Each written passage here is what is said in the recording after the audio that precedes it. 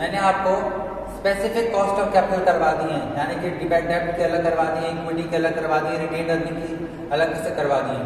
अब एक बात होती है कंबाइंड कॉस्ट ऑफ कैपिटल, यानी कि preference share, debentures, equity, retained earning, इन सब की कुल मिला के हमको एवरेज कॉस्ट क्या पड़ेगी, जिसको weighted average cost of capital भी कहते हैं, कंबाइंड कॉस्ट ऑफ कैपिटल भी कहते हैं। वो कैसे निकालते हैं थोड़ा सिंपल तरीके से हम समझ लेते हैं, बाद में इसके कॉम्प्लिकेटेड न्यूमेरिकल्स अलग अलग तरीके से क्या क्या हमको प्रॉब्लम्स आती है इसमें, वो हम देखेंगे। तो सबसे पहले हम निकालते हैं यहाँ पे अलग अलग सोर्सेज मान के चलते हैं।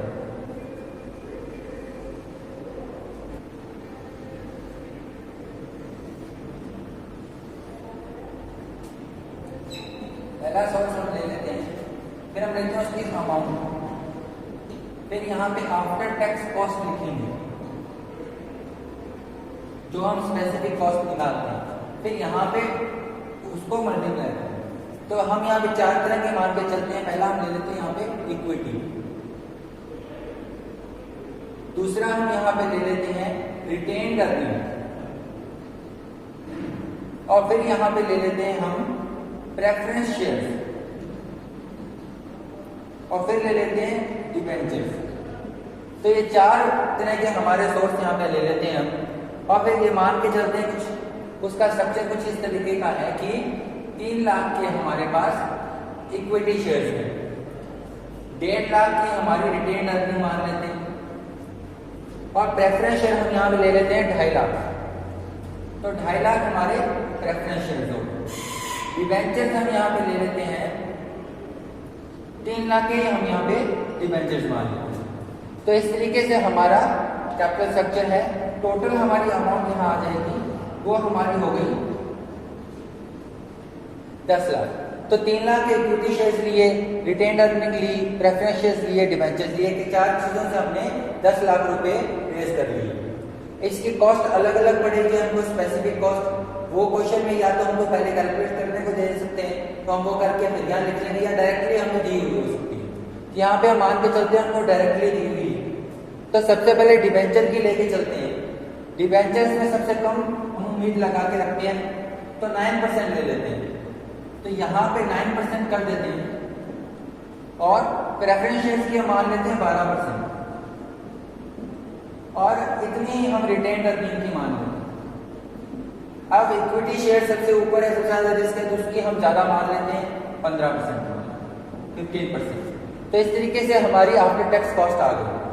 अब हमको क्या करना है, इसका टोटल कॉस्ट निकालनी है पहले। अब वो कैसे निकालेंगे, इसको हम यहाँ पे मल्टीप्लाई करेंगे, इसको पॉइंट्स में कन्वर्ट कर देते हैं फॉर मल्टीप्लिकेशन।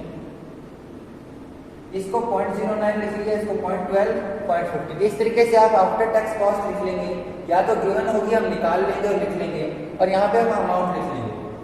इन दोनों का मल्टीप्लिकेशन करेंगे तो हमारे पास स्पेसिफिक कॉस्ट की अमाउंट आ जाएगी।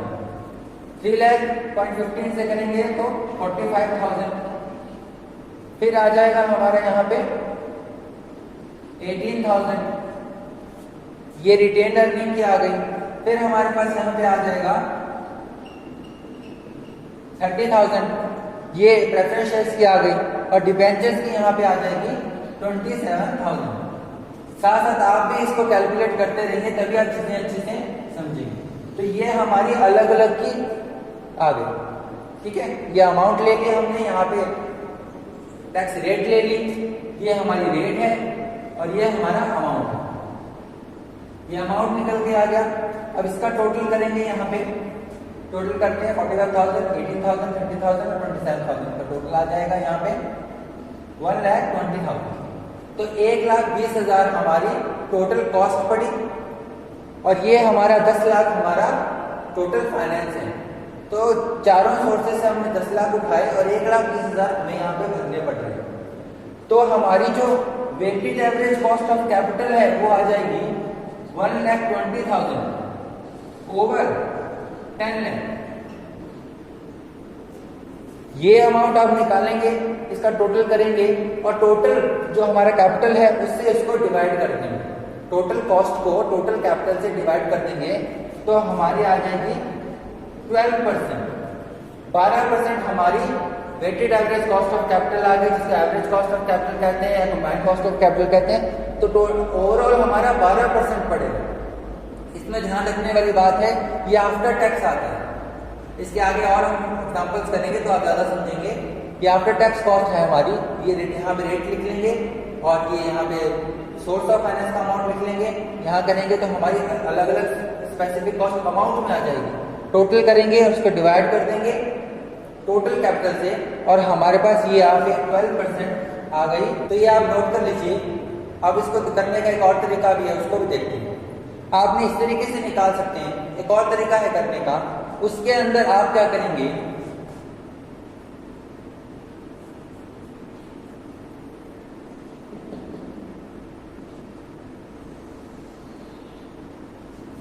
इस कॉलम को निकालने की आपको उसमें कोई जरूरत नहीं होगी। ये कॉलम आप नहीं निकालेंगे, उसकी जगह आप क्या करेंगे, ये जो अमाउंट आपको दे रखी है अलग अलग, यहाँ पे इसको वेट से साइन कर देंगे। वेट से साइन करने का मतलब यहाँ पे एक प्रकार से उसका रेशो ले लेंगे। उसको मैं आपको बताता हूँ। जैसे 3 लाख यहाँ पे है, टोटल 10 लाख का कैपिटल है। टोटल कैपिटल हमारे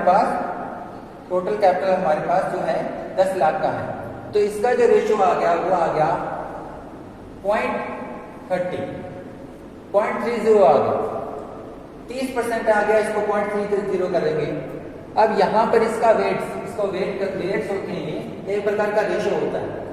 अब 1.5 लाख है तो ये आ जाएगा 10 लाख में 15% यानी कि 0.50। ये 2.5 लाख है तो ये आ जाएगा यहाँ पे 0.25। और ये 3 लाख है, 3 लाख डिवाइडेड बाय 10 लाख तो ये आ जाएगा यहाँ पे 0.30। तो अब क्या करेंगे, हम उस कॉलम को भूल जाएंगे, यानी कि ये कॉलम पूरी तरह से हमारे लिए नॉन एक्जिस्टेंट है। इसको हम यहाँ से हटा देते हैं। तो ये कॉलम हमने यहाँ से हटा दिया, पुराने वाला कॉलम।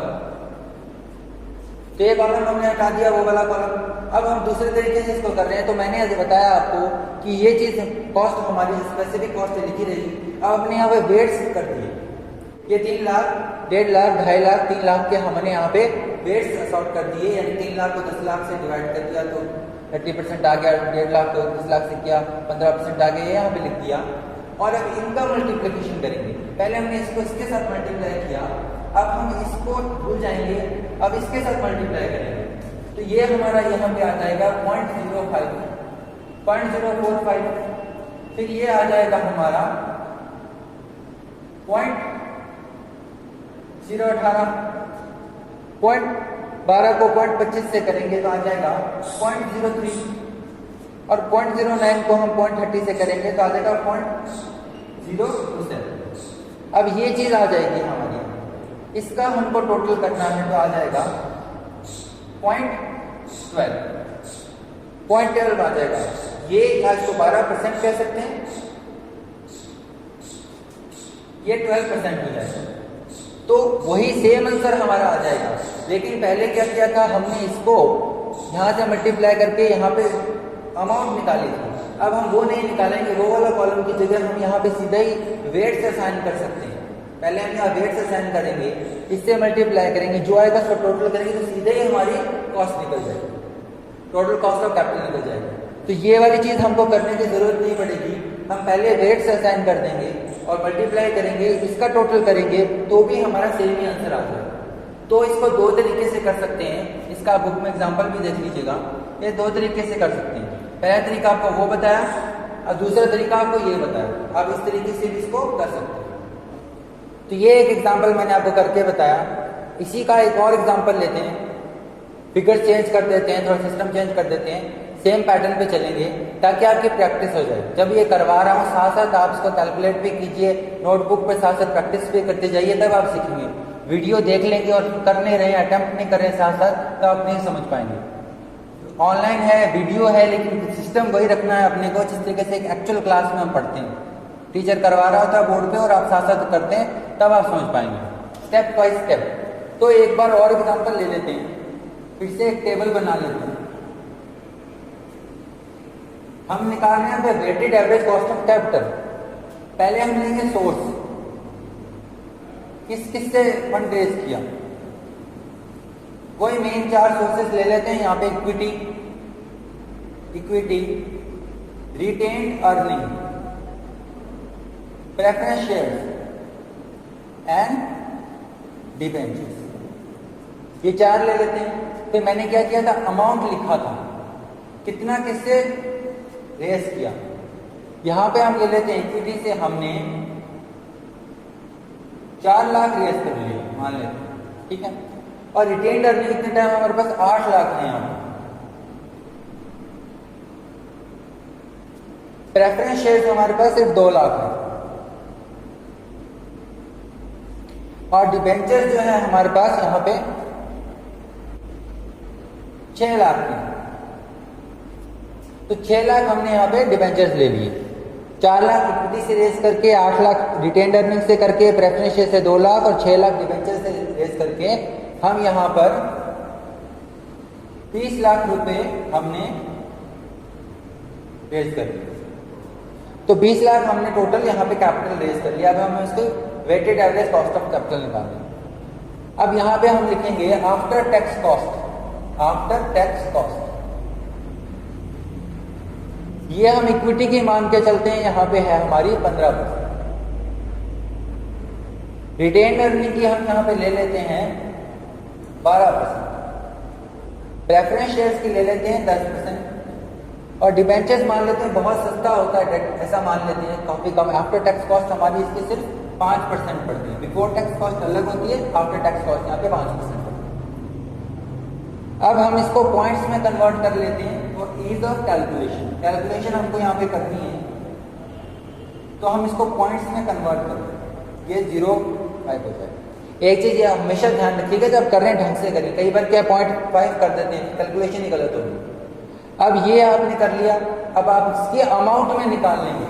ये जो है स्पेसिफिक कॉस्ट जो है अमाउंट में निकाल लेंगे। यहाँ पे आपको रेट दे रखी है, रेट, अब इसको अमाउंट में निकालने, इससे इसको मल्टीप्लाई करेंगे, 60,000 आ जाएगा। ये हमारा इक्विटी से आ गया। इक्विटी की इतनी कॉस्ट है 60,000, अब इसकी निकालेंगे तो 96,000 आ जाएगा, इसकी 20,000 आ जाएगी,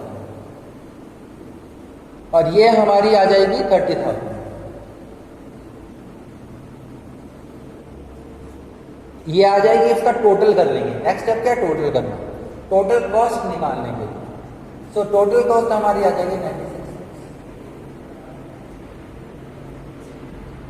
2,06,000। 2,06,000 हमारी टोटल कॉस्ट आ जाएगी। अब क्या किया था हमने, total cost over total capital, तो weighted average cost of capital आ जाएगी, total cost over total capital 2,06,000 हमारी आ जाएगी ओवर 20 लाख। यह हमारा आ जाएगा 10.3% कुछ आ जाएगा। तो इस तरीके से क्या हमारी weighted average cost of capital निकल गई। तो पिछला एग्जांपल और ये एग्जांपल, उसमें हमने लमसम चेंज चीजें की हैं। हमने यहाँ पे अमाउंट लिख लिया, फिर हमने उसकी आफ्टर टैक्स कॉस्ट कर ली, मल्टीप्लाई किया तो स्पेसिफिक कॉस्ट अमाउंट में आ जाएगी, और उसके बाद उसका टोटल करके टोटल कैपिटल से हम यहाँ पर डिवाइड कर लेंगे, हमारी weighted average cost of capital आ जाएगी। दूसरा तरीका मैंने आपको बताया था, वेट्स असाइन कर सकते हैं। तो ये वाला कॉलम नहीं बनेगा, इसके हम वेट्स ले लेंगे। जैसे 4 लाख है 20 लाख के ऊपर, ये हम कर लेंगे। इस प्रकार हम करते जाएंगे, जैसे 4 लाख है 20 लाख के ऊपर तो 20% आ जाएगा, तो 0.20 वेट लिख लेंगे और उसको 0.15 से मल्टीप्लाई करके कर लेंगे। उसमें हमको ये वाली चीज करने की जरूरत नहीं पड़ेगी, इसका उससे मल्टीप्लाई करके भी निकल जाएगा। तो 2 तरीके से कर सकते हैं, जो आपको कन्वीनियंट लिखने लगे उससे आप कर लें, और इस तरीके से आपके हो जाएंगे। अब ये तो सिंपल तरीका था। अब आगे चल के हम ऐसे न्यूमेरिकल्स करेंगे जिसके अंदर हम ये स्पेसिफिक कॉस्ट निकालेंगे। जो पहले हमने किए थे वीडियोस, उसमें हमने देखा था कि कैसे इक्विटी की निकालते हैं, कैसे डिवेंचर की निकालते हैं, कैसे रिटेन्ड अर्निंग की निकालते हैं। वैसे हम क्वेश्चन के अंदर पहले वो निकालेंगे, ये वाला कॉलम, फिर बाद में हम वेटेड एवरेज कॉस्ट निकालेंगे। तो इस तरीके के एग्जांपल्स भी हम करके देखेंगे, थोड़े कॉम्प्लिकेटेड करके देखेंगे, ग्रेडेड इलस्ट्रेशंस दी होती है बुक में, वो करके देखेंगे। आज के लिए इतना ही, थैंक यू।